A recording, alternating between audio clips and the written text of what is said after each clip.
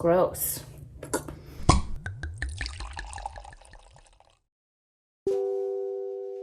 Happy Valentine's Day.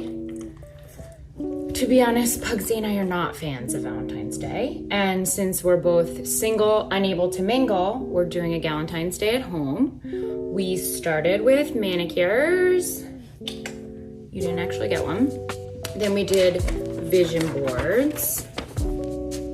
These are all the things Puggsy wants to manifest in the upcoming year or so, however long, I don't know. And now we're enjoying a cocktail. It's called a bishop cocktail. It is basically sangria, but without the work of having to cut all the fruit and whatnot, right?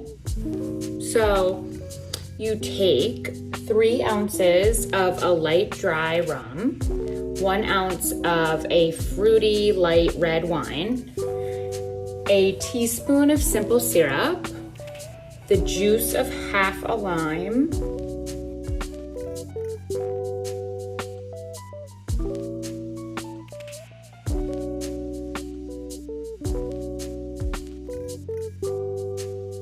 strain into a wine glass, garnish with a lime, and enjoy with a loved one or a best friend, or even just by yourself. Happy Valentine's Day!